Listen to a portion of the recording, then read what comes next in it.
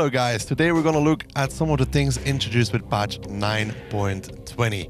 First off, let's take a step back and look at the latest addition to the Chinese tech tree, the 5A. The 5A is a mean machine, mainly because of the 490 alpha. What it lacks in third armor compared to 113, it makes up with -7 degrees gun depression. The speed, the gun depression, and the alpha make this tank one versatile monster in both WGL and randoms.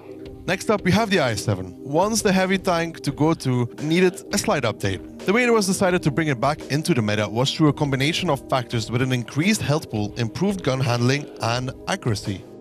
With these changes, the IS-7 will go back to what it is used to be, a hold-down powerhouse that you can't just mess around with. The mouse buffs from before were deemed too significant. It was just too good, so changes had to be made to bring the mouse back into the role of a more blocker/heavy tank. It got a hit point reduction from 3200 to 3000, so lowering the survivability and the rate of fire was decreased by over a second. All in all, these changes are made in order to bring the mouse back to more of an acceptable level. Boosts. Quite controversial subject. If you have watched the WGL, you know all about them, especially on mines and steps. Now the terrain got altered, it's more swampy now, slowing you down. It's a lot more difficult and risky to actually get up to certain areas. However, it is not completely impossible, so keep your eyes out for them.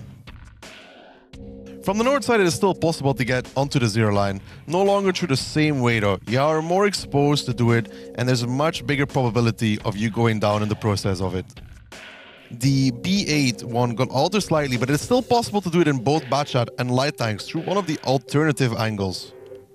As is visible right now, you can see that it still remains possible to get all the way to the top, so expect to see this happening in WGL.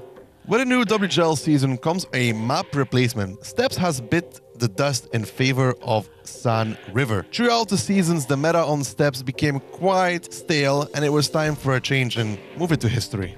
So like we said, San River will be taking its place. With the two caps a long distance away from each other, there's a lot of rotations going on. It will be hard for the defender to just sit in place versus a mobile team, especially with the possible threat of artillery.